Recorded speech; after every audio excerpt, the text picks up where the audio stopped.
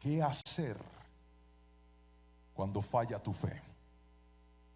¿Qué hacer cuando falla tu fe? ¿Puedes repetirlo conmigo fuerte, por favor? 1, 2, 3. ¿Qué hacer cuando falla tu fe? La fe es un componente necesario para vivir. La fe es lo que nos anima a seguir adelante. Es lo que nos lleva a creer, a entender y a pensar que por difícil que sea lo que estemos viviendo, no estamos solos y Dios ha prometido cosas maravillosas para nosotros. Y que por difícil que sea lo que esté pasando en tu hogar, en tu empresa, en tu salud, en tu vida, la fe te hace creer que Dios tiene planes aún en medio del caos. Sin embargo, a veces la fe puede fallar. No siempre estamos con la fe al tope. A veces nuestra fe está en lo más mínimo. A veces nuestra fe decae. A veces, aunque venimos a la iglesia, adoramos al Señor, escuchamos una palabra, encontrarnos con la realidad de una crisis nos puede llevar a que nuestra fe, que un día estaba arriba, termine estando muy abajo. Y solo quien ha pasado por estos cuadros entiende lo que le estoy diciendo. A veces nuestra fe nos falla a nosotros. Y me encontré en la palabra del Señor con un versículo donde Jesús concientizó a sus discípulos, especialmente a uno de ellos, y le dijo: tienes que estar preparado, porque el bienestar que hoy tienes no significa que siempre estará. Por ejemplo, yo me acuerdo el día que me casé con mi esposa. Yo salí feliz de la iglesia. Feliz por varias razones. Primero, porque había esperado 23 años para poder tener a mi mujer y entregarme por completo a ella. Salí feliz de la iglesia. Llegamos a celebrar nuestra noche de bodas y fue una noche de bodas increíble. Yo solo hacía una oración mientras iba al hotel y era: Espíritu Santo, te lo suplico, que hoy no sea el rapto de la iglesia. ¿Se imagina? Uno esperando 23 años y de repente suene la trompeta y se lo lleve a uno y queda uno ahí con el motor sin estrenar. Pero Dios fue bueno y estaba feliz. Luego nos fuimos al lugar donde empezamos a vivir y yo me desperté a la mañana siguiente y la vi a ella así toda espelucada con ese frizz y le dije: te amo. Y ella me dijo también, y esa boca le olía de hondo, pero no importa. Era mi esposa, era mi mujer, estábamos felices. Pero ese bienestar no significa que no íbamos a tener problemas. En el camino me acuerdo cuando nacieron mis hijos. Yo estuve presente en el nacimiento de mis hijos. Y recuerdo que cuando nació Jerónimo, salió una enfermera con un bebé envuelto en una cobijita gris y dijo: ¿dónde está el padre de esta belleza?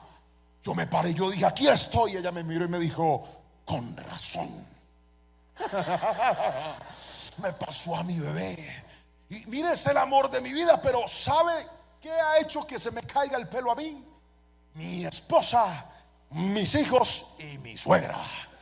Porque aunque todo ha estado bien, no significa que siempre estará bien. Y es lo que te quiero advertir en esta noche. Dios tiene promesas enormes para ti. Te va a entregar cosas maravillosas y las va a poner en tus manos. Pero tienes que estar listo, porque a veces tu fe será probada. Y me encanta cuando nos prometen y nos dicen: todo va a estar bien, no te preocupes. Y sí, eso es lindo, pero no siempre todo está bien. Es más, hay gente sentada en este templo, hay gente viendo esta predicación que dice: pastor, las cosas, aunque estaban bien, hoy no están tan bien. Así que si usted es uno de ellos, si está todo bien, la palabra le va a servir. Y si las cosas están mal, también. Dice la Biblia en Lucas capítulo 22, versículos 21 al 24: Simón, Simón, Satanás ha pedido zarandear a cada uno de ustedes como si fueran trigo. Pero yo he rogado en oración por ti, Simón, para que tu fe no falle. De modo que cuando te arrepientas y vuelvas a mí, fortalezcas a tus hermanos. Versículo 33, estoy leyendo como siempre en la Nueva Traducción Viviente. El versículo 33 dice: Pedro dijo: Señor, estoy dispuesto a ir a prisión contigo y aún a morir contigo. Versículo 34. Pero Jesús le respondió: Pedro, déjame decirte algo. Mañana por la mañana, antes de que cante el gallo, negarás 3 veces que me conoces. Amén y amén. Acabamos de encontrarnos con una incómoda conversación.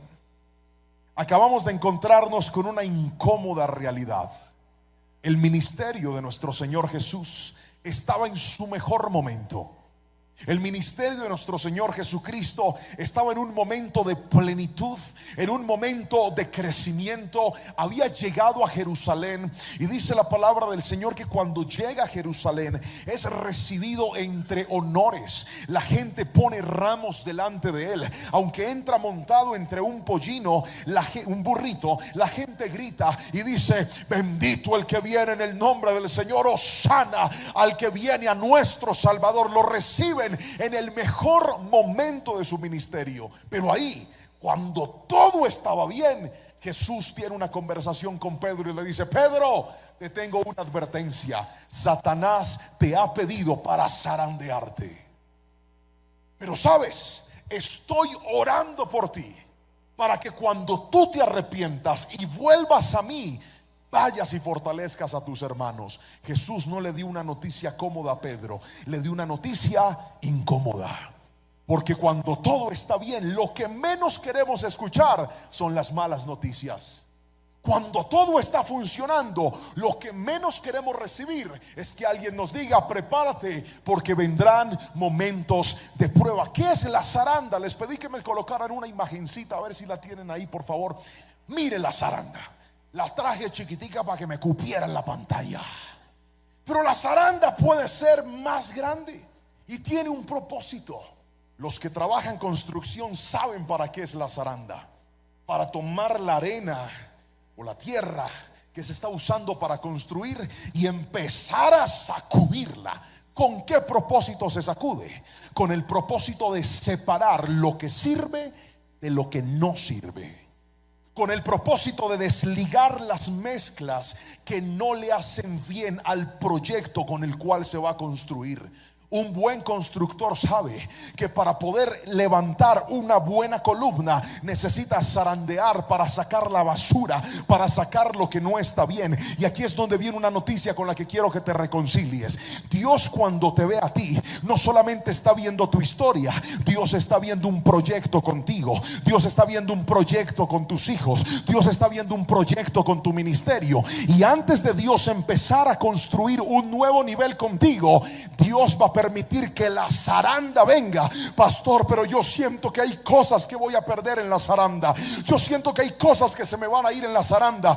Claro que sí, porque Dios va a separar lo que sirve de lo que no sirve. Y aunque sientas que muchas cosas se van a perder, de algo puedes estar seguro: el que es probado por Dios va a tener que atravesar un momento difícil, pero después de ese momento difícil va a haber la recompensa de un Dios que hace cosas grandes aún en medio de los más profundos dolores. Si alguien me está entendiendo, por favor dígame un fuerte amén en esta noche y alabe a Cristo y dígale: Señor, aunque sea difícil, hoy sé que seré probado. Y entonces Jesús, advirtiéndole a Pedro, y le dice: Pedro, te van a zarandear. Ahora, pastor, pero Dios, ¿para qué hace eso? Si Dios sabe que eso es difícil, ¿por qué nos pone a vivir eso? La razón es esta: cuando algo va a pasar de un nivel a otro, de una mano a otra, antes de poder entrar en esa nueva dimensión, en esa nueva etapa, en ese nuevo asignación de Dios, tiene que ser probado. Déjeme darle un ejemplo para que esto sea más sencillo. ¿Cuántos alguna vez han comprado un carro usado o una moto usada? Levante la mano, por favor. Muy bien. Cuando usted va a comprar un carro, lo primero que usted necesita es tener el dinero para poder hacerlo. Supongamos que usted tiene sus ahorros, un préstamo, algo de dinero. Entonces usted empieza a buscar el carro que se quiere comprar. Cuando usted encuentra el carro y usted lo ve, usted rápidamente lo compra o antes de comprarlo lo prueba. Muy bien. Usted puede que el carro se vea espectacular, pero no vas a poner el dinero que con esfuerzo has conseguido en algo que no estás seguro que en realidad está funcionando. ¿Por qué razón? Porque antes de que ese carro pase a unas nuevas manos, debe verificarse que en realidad funcione y que esté bueno. Tengo un familiar que trabaja con oro y hace un tiempo me llevó a un lugar donde fundían el oro. Fuimos, yo entré a ese lugar y de repente, mientras que estábamos ahí, va llegando un señor con un lingote de oro de este tamaño, grande, pesado, y le dice al orfebre que estaba ahí, le dice: mira, te lo vendo. Y él dijo: ok, déjame, lo voy a probar. Va sacando aceite y un soplete de fuego y se lo pone, le abre un hueco y empieza a probarlo. Yo lo primero que dije: este señor va a dañar eso. Pero no, una vez él lo probó y verificó que en realidad era oro, va sacando una cantidad de dinero, pero altísima, para comprar aquel lingote que le fueron a vender. ¿Sabe qué significa esto? Que nadie accede a algo nuevo si antes no lo ha probado. Cuando Dios te va a llevar a un nuevo nivel, primero te prueba. Cuando Dios te va a poner en una nueva etapa, primero te prueba. Y hay gente que no entiende, dice: pastor, yo estoy pasando por una prueba en mi familia que yo no creo que vaya a resistir. Hermano, déjese zarandear, que si Dios lo mete en ese proceso es porque está diseñando algo nuevo y algo mejor para usted. Usted, el proceso le está diciendo: voy a perder todo, y Dios dice: tú no has entendido que es que tengo algo más grande preparado para ti. Pero antes de llegar a ese nivel, Dios te va a probar. Dígame amén si me está entendiendo. Entonces, siendo conscientes de estas dos realidades, ¿cuáles, pastor? La primera, que Dios nos va a probar, seremos zarandeados. Y la segunda es que cuando Dios hace eso es porque quiere llevarnos a un nuevo nivel. La pregunta es: pastor, ¿cómo hago para que no me falle la fe?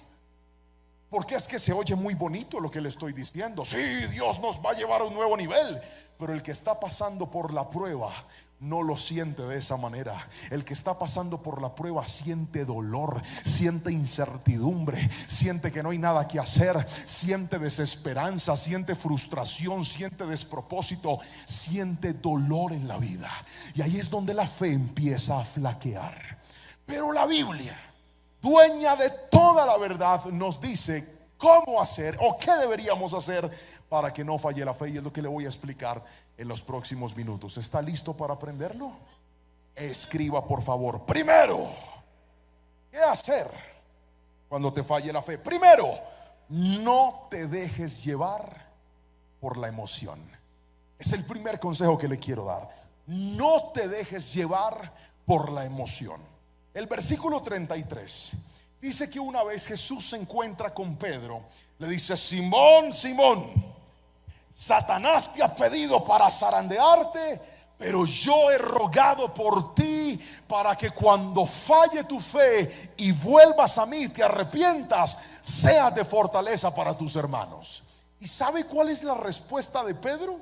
Pedro le dice: no, así me tenga que ir a la cárcel, incluso aunque me tenga que morir contigo, ahí voy a estar. ¿Sabe qué es eso? Una emoción. ¿Por qué las emociones son tan peligrosas, pastor? Escuche esto.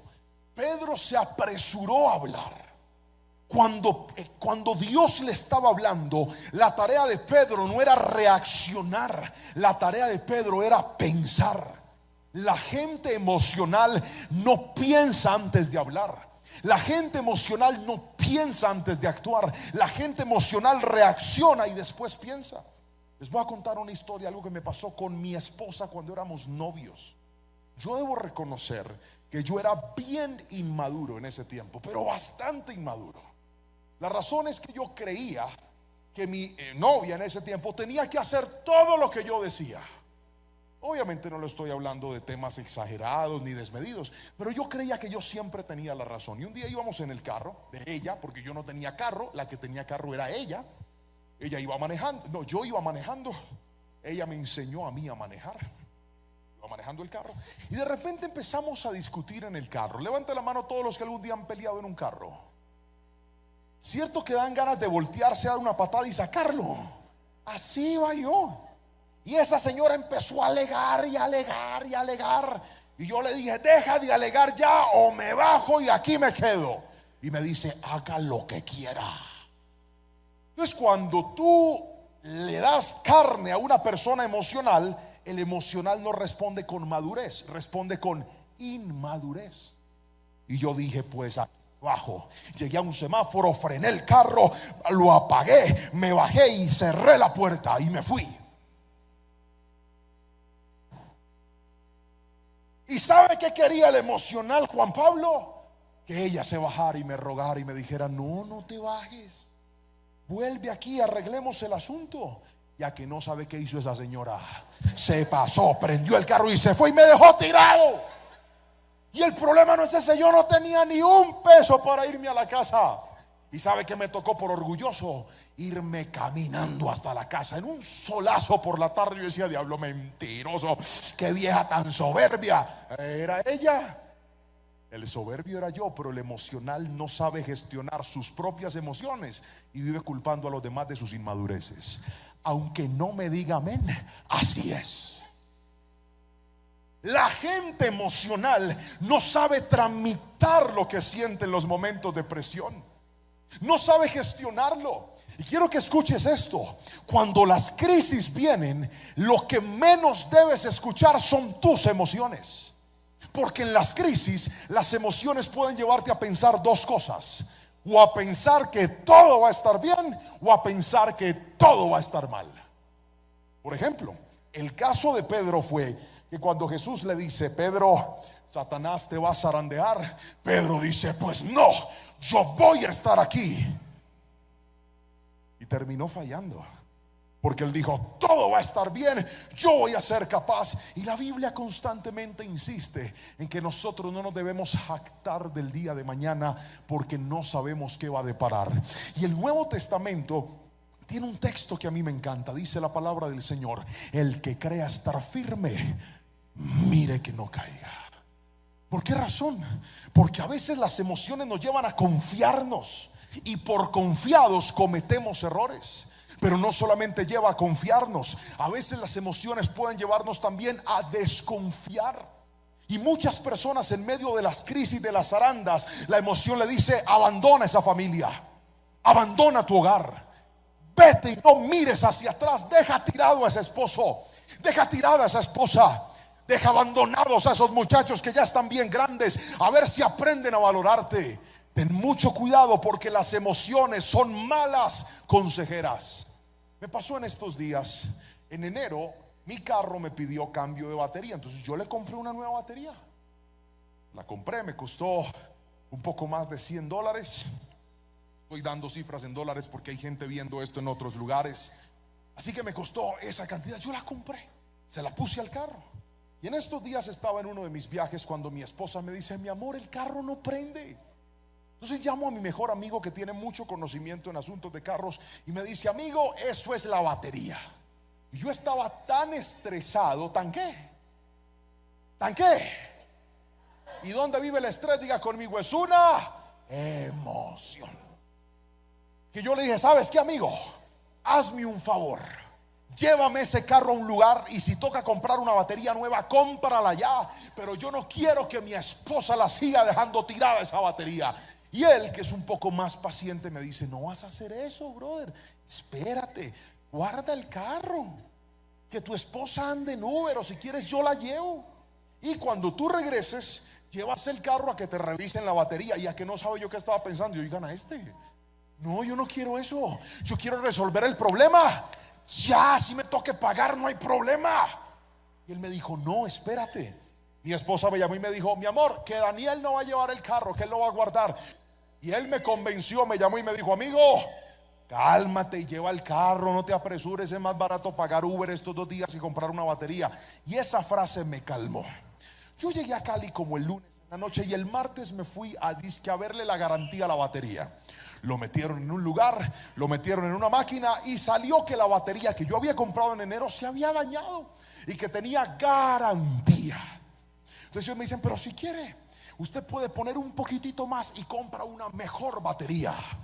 Y yo le dije, sí, sí. Entonces compré una batería muchísimo mejor. Y de repente me llama mi amigo y me dice, ¿cómo te fue?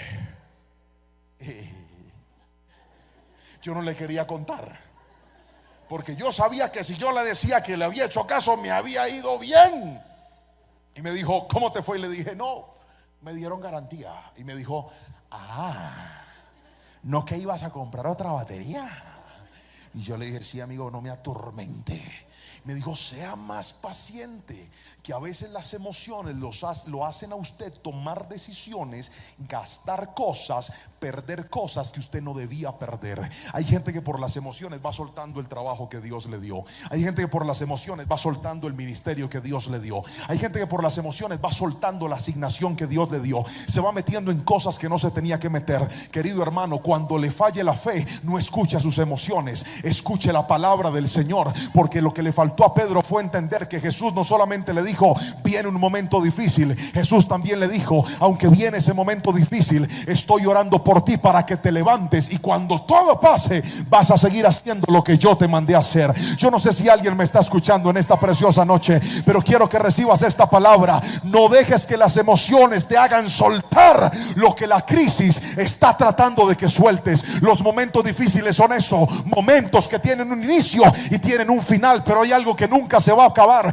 y son las benditas promesas de Dios que dijeron, voy a estar contigo en las buenas y en las malas también. Alguien dígame amén en esta noche, por favor. No te dejes llevar por las emociones. Mire, en tiempos de crisis, las emociones lo pueden llevar a usted a cometer errores. En tiempos de dificultad, las emociones se transforman en muy malas consejeras para nosotros. Me pasó también con otro caso, y fue en mi ministerio. Yo en el 2016, 2015, de forma milagrosa, Dios me regaló la posibilidad de grabar un álbum musical. Grabé mis canciones. Y yo en ese momento dije, Señor, gracias, porque llegó el cumplimiento de tu promesa. Ahora iré por todo el mundo cantando y adorando tu nombre. Y Dios me empezó a abrir todas las puertas. Todo empezó a funcionar, hasta que llegó un momento donde mi pastor me dijo, hijo, necesito que te vayas a pastorear una de las iglesias que tenemos. Y no era cualquier iglesia. Era una iglesia que estaba ubicada en un barrio bien difícil de la ciudad. Era una iglesia pequeñita. Y cuando me mandaron a hacer eso, yo sentí que Dios sacó la zaranda y me dijo, hágale a ver, papá. Y cuando Dios saca la zaranda, tú siempre sientes que vas a perder tu estabilidad. Gracias por poner la zaranda, genial. Cuando Dios saca la zaranda, tú sientes que Él te va a quitar algo que a ti te costó trabajo tener. Porque quiero que me entiendas, cuando yo veía mis discos, yo tenía una caja llena de CDs, pero llenita.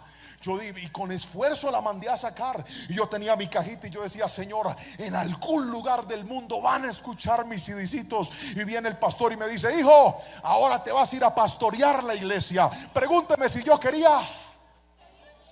No, que me pregunte si yo quería. No.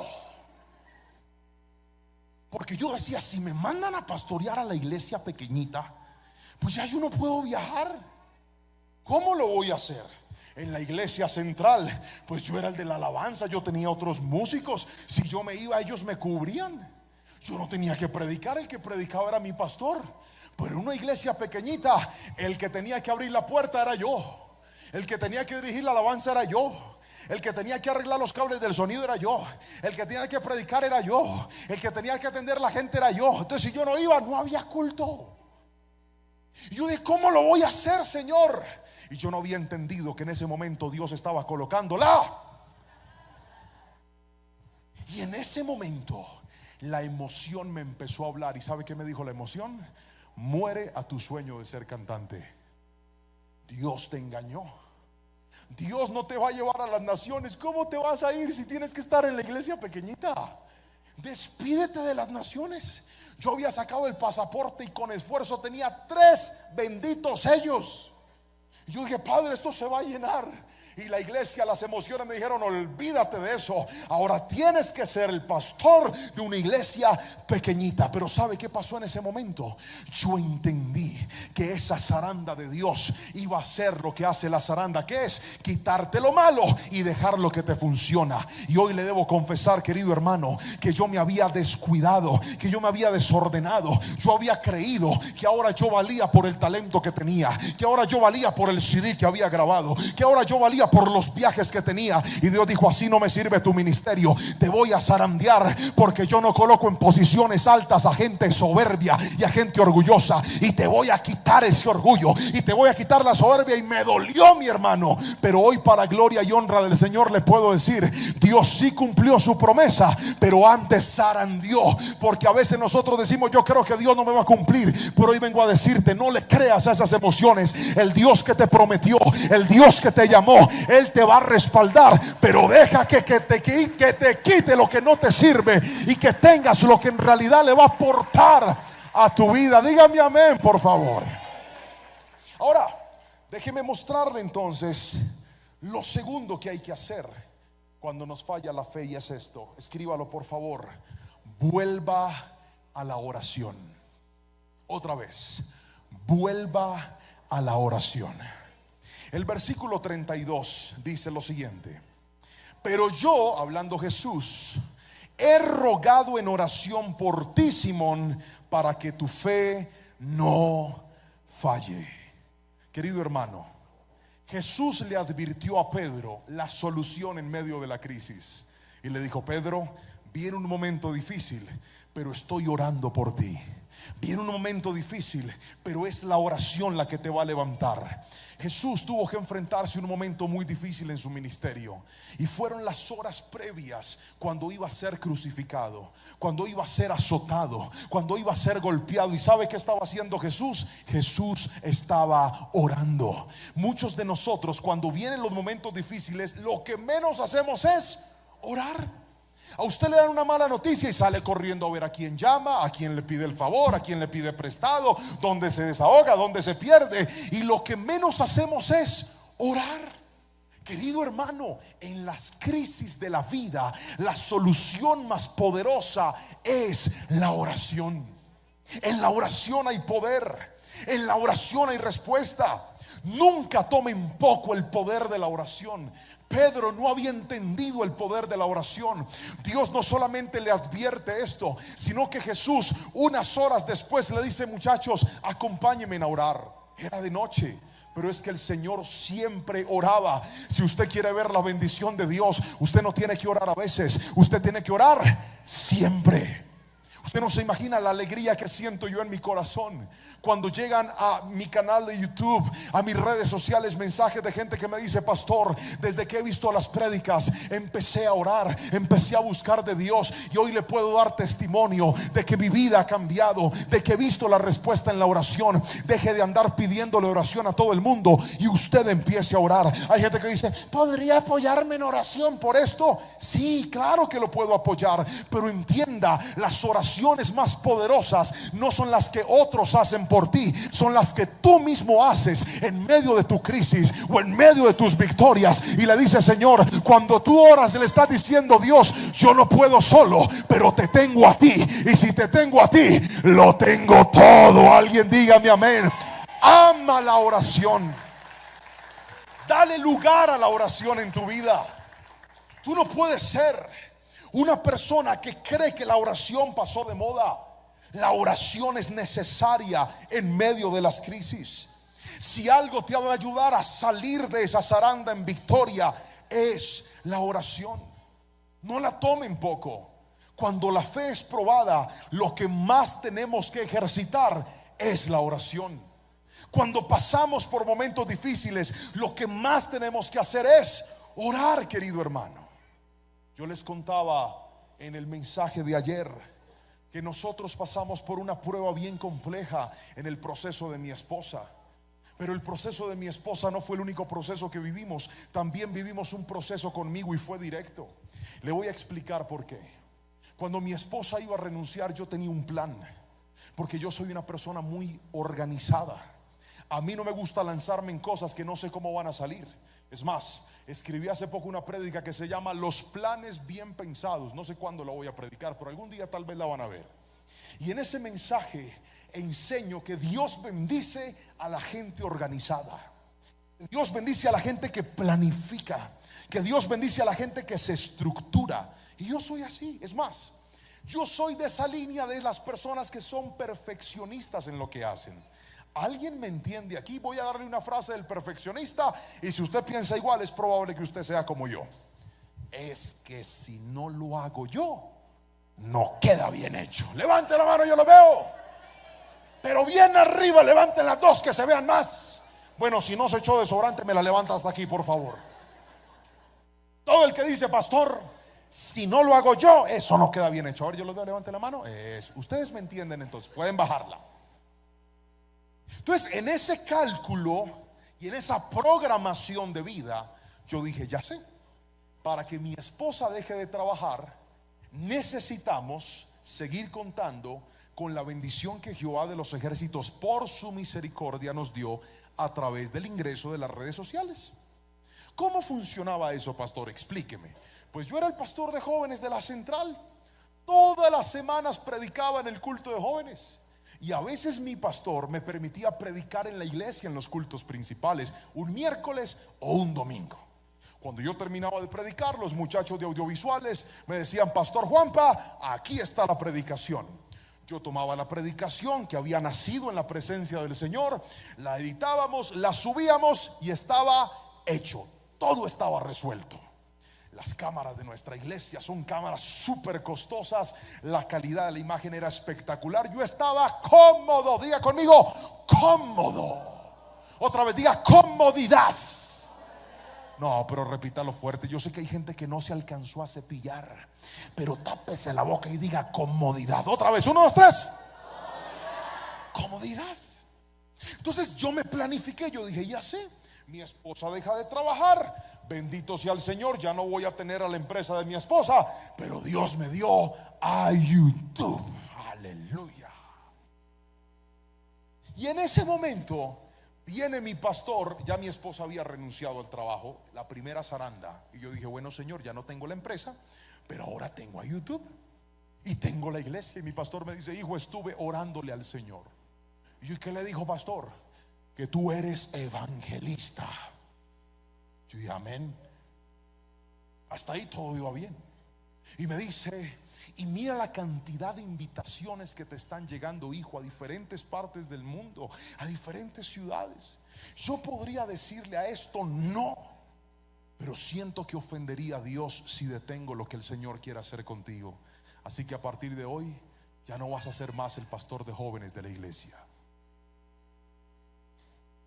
Yo dije por dentro, yo no se lo dije a él, yo lo dije por dentro. Yo dije, espere, ya no está Sura y YouTube.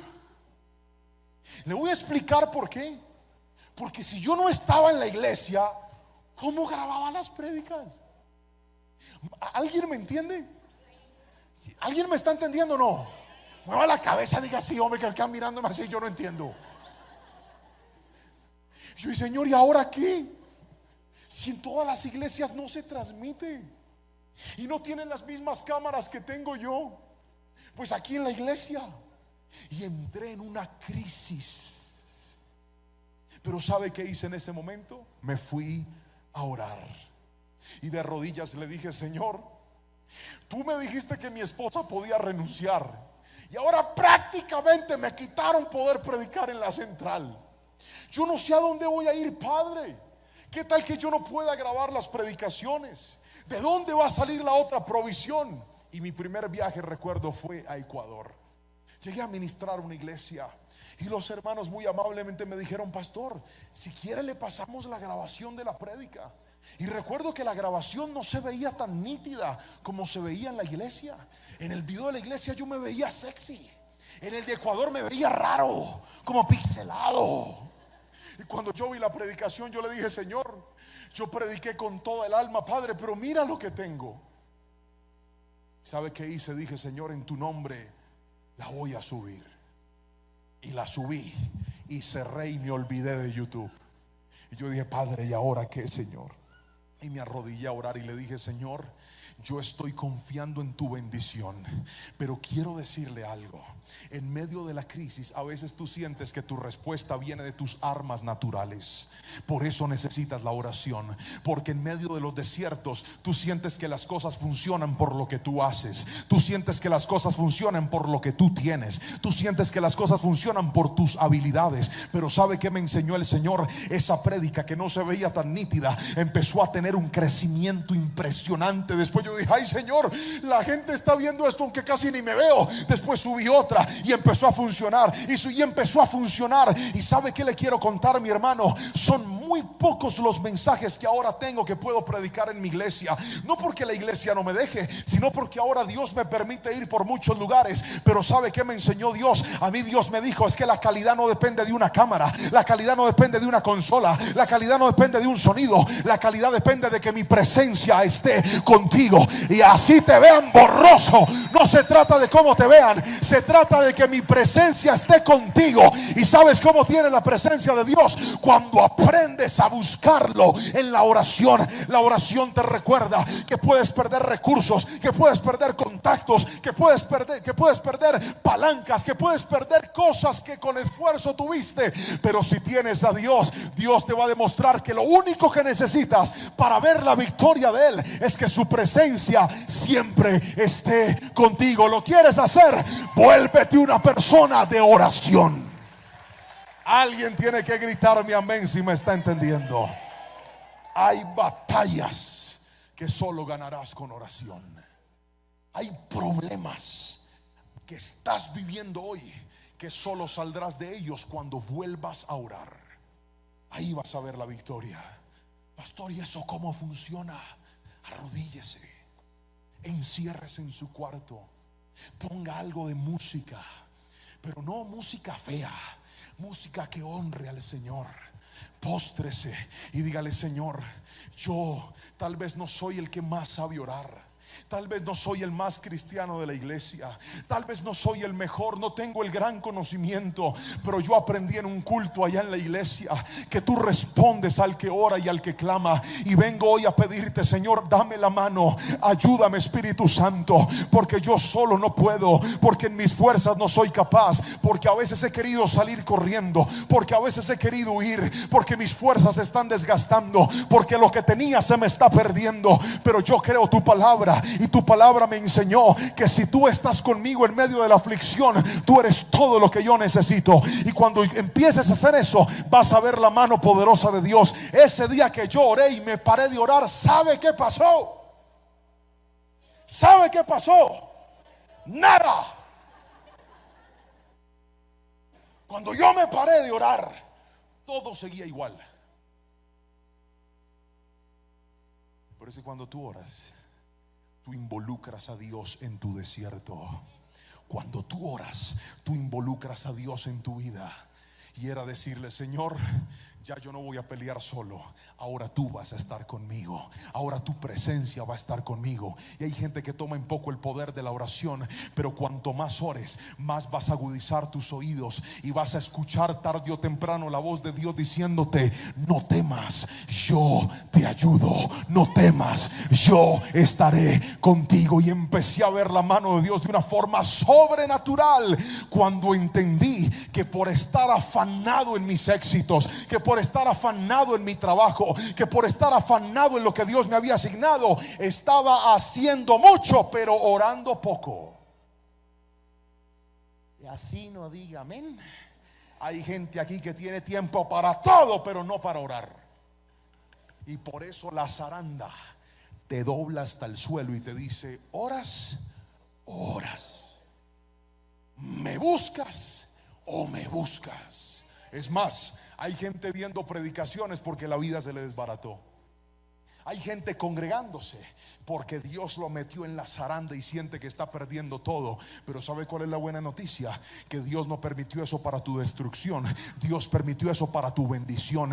Y Él te va a levantar y tu vida de oración se va a fortalecer. Y ¿sabe qué aprendí hoy en día? Que lo más importante no es qué cámaras están al frente, que lo más importante no es en qué iglesia estoy parado, que lo más importante es cuánto tiempo estoy pasando en la presencia del Señor. Porque en la oración Dios te responde. En la oración Dios te recuerda que no se trata de lo que tú puedes hacer, sino de lo que Jehová de los ejércitos hará con aquellos que claman día y noche. Alguien grite mi amén si lo cree, por favor.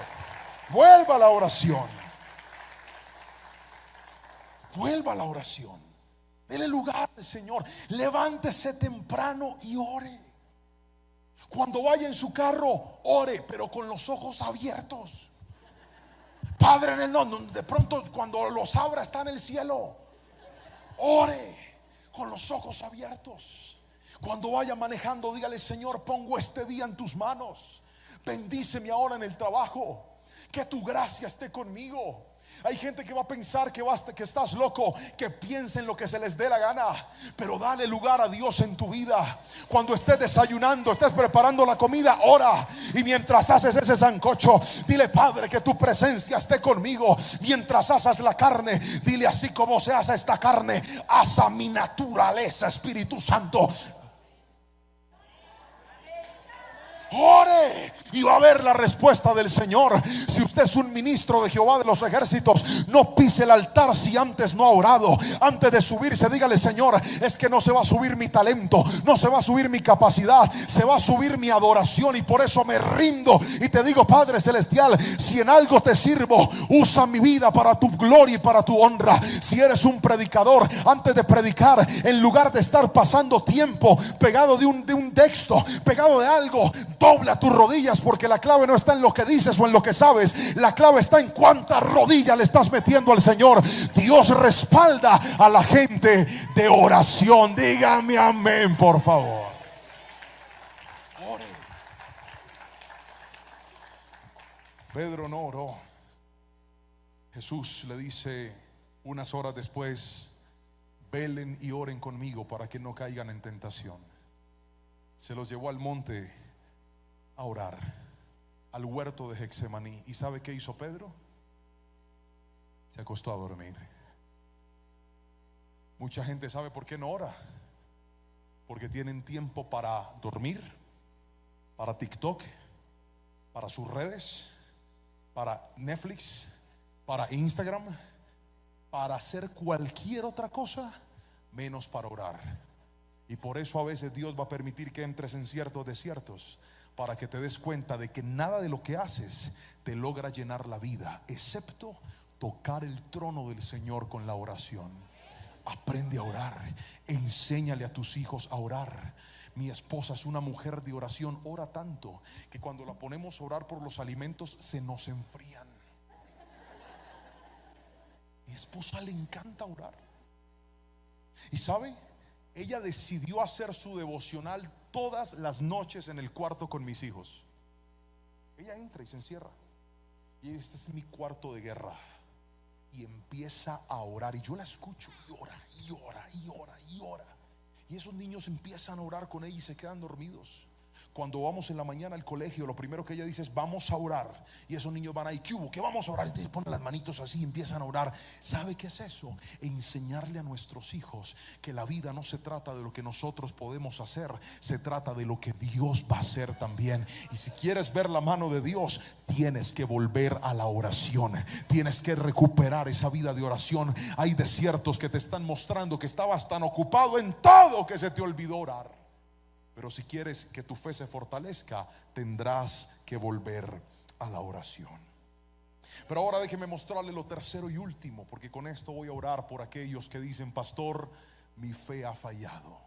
Lo tercero y último es esto. Escríbalo, ahí va a aparecer en la pantalla. Vuelva a hacer lo que Dios le asignó.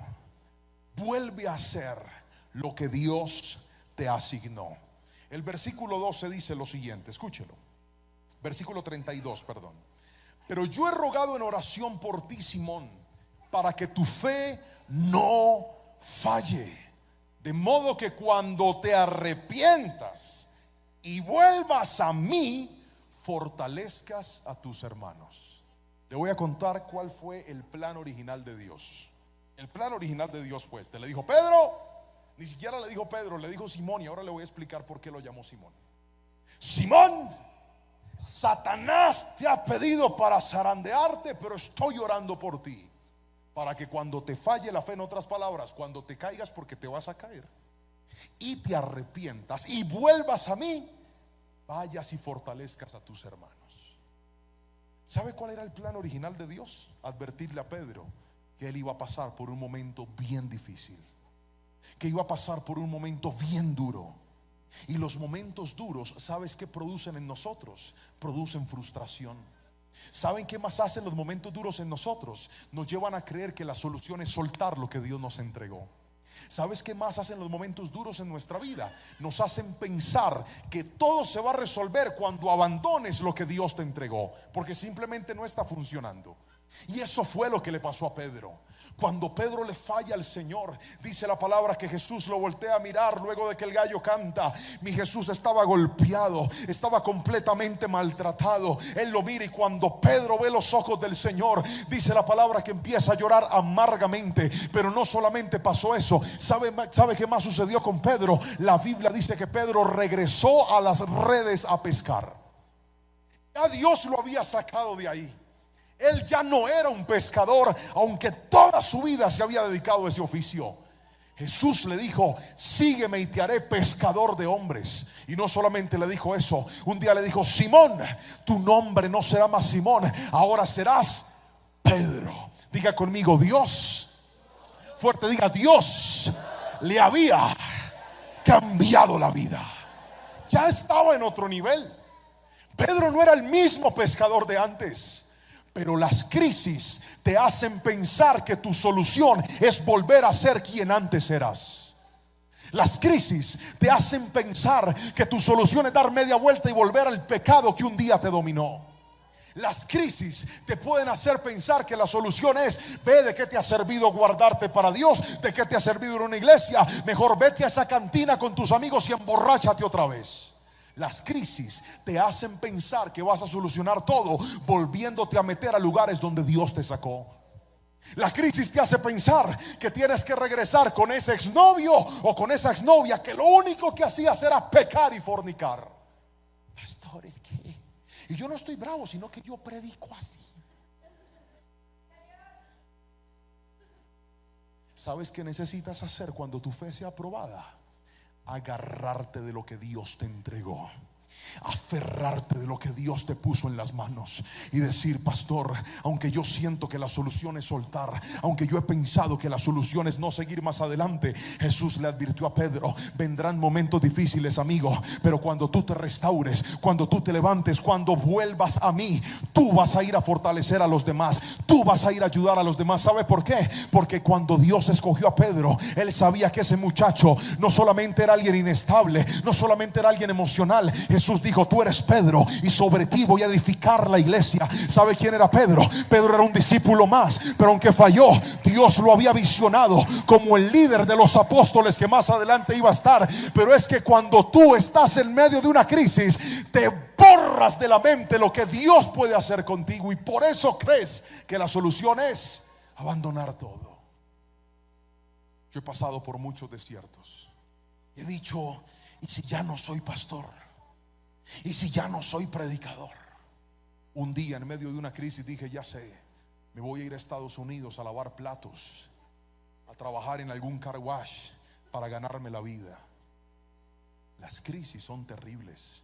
Las crisis te hacen creer que toda tu vida va a cambiar y que lo que Dios te entregó ya no va a funcionar. Pero hoy te digo de parte del Señor y en el nombre de Jesús: vuelve a hacer lo que Dios te asignó, vuelve a tomar lo que Dios te ha entregado. Que desiertos pasamos todos, dificultades pasamos todos, pruebas pasamos todos, pero yo he visto gente que soltó lo que el Señor le entregó y les ha pesado toda la vida. A veces lo que tú necesitas no es soltar, a veces lo que necesitas es pedir ayuda, pedir un consejo, abrir tu boca boca y hablar y decir: estoy batallando con esto, tengo esta debilidad, tengo esta lucha, ora por mí, dame una mano, acompáñame en el proceso. Pero mucha gente cree que la solución es soltar. El hogar está pasando por momentos difíciles y tú dices: ya sé, me voy a divorciar, pero no pides consejo, no pides ayuda, no buscas a tus pastores. Hoy te digo en el nombre de Jesús, antes de soltar, aférrate a lo que Dios te entregó, porque aunque ese hogar esté dañado, aunque ese hogar esté roto, yo creo que Dios va a levantar de tu generación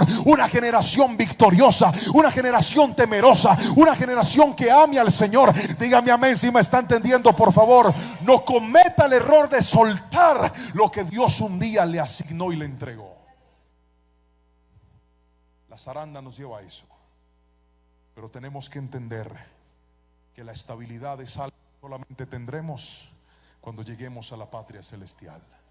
Querido hermano, la fe nos va a fallar. Vendrán momentos difíciles. Me encantaría pararme a predicarte algo distinto y decirte: tranquilo, el reino de Dios está aquí, tú eres príncipe. Como un día me escuché yo en una conferencia: y tú eres embajador del reino, y como embajador tienes derecho de embajador. Eso todos gritábamos amén. Y Dios te va a dar todo lo que necesites. Y el día que esa esposa se desconfigure, Dios la va a poner en su sitio. Y cuando haya necesidad, vas a abrir la nevera y la vas a ver llena milagrosamente. Pero hoy vengo con noticias distintas, y las dijo el mismísimo Jesús, y fueron estas: en el mundo tendréis aflicciones. Así que mi intención hoy no es prepararte para que nunca vengan momentos difíciles. Mi intención hoy es darte herramientas para que cuando venga la zaranda, no dejes que tus emociones te controlen y te dominen.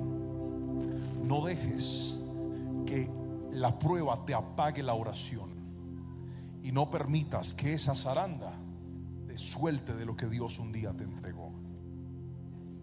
Pedro fue uno antes de la zaranda y otro después de la zaranda. Antes de la zaranda se tuvo que enfrentar con su viejo hombre. Por eso Jesús lo llama y le dice: Simón.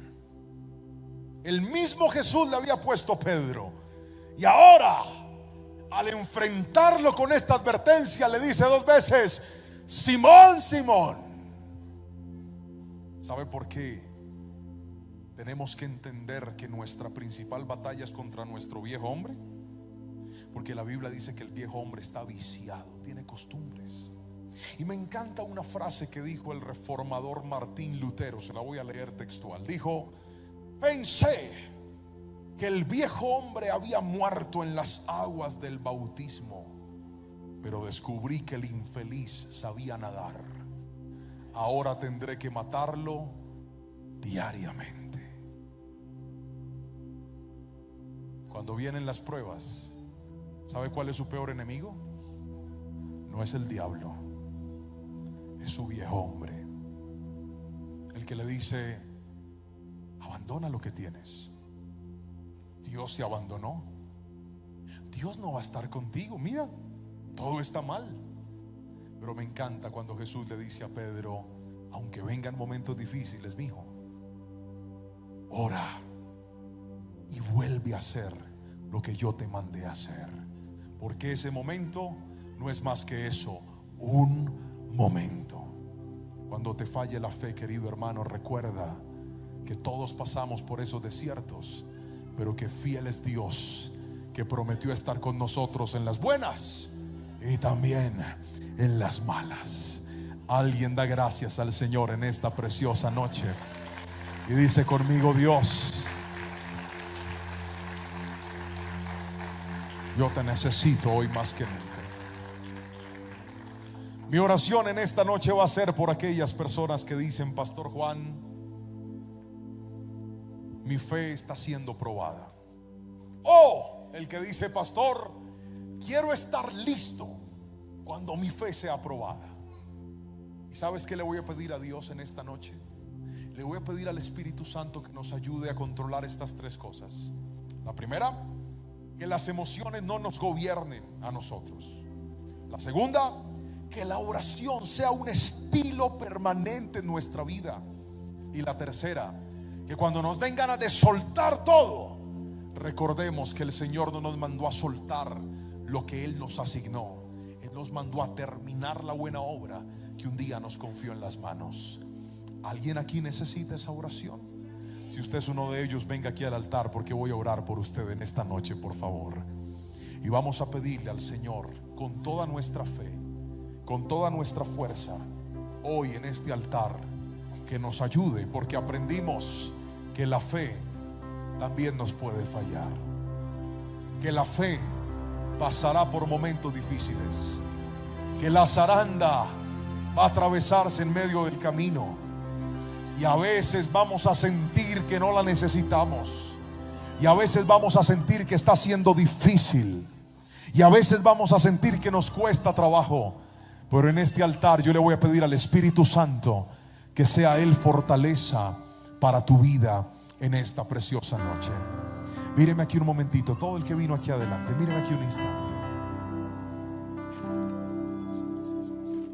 Míreme aquí adelante. Vamos a orar específicamente por lo que estamos viviendo. Esa zaranda tiene nombre propio para algunos. Usted sabe cómo se llama. Usted la tiene plenamente identificada. Dice: pastor, es en mi trabajo.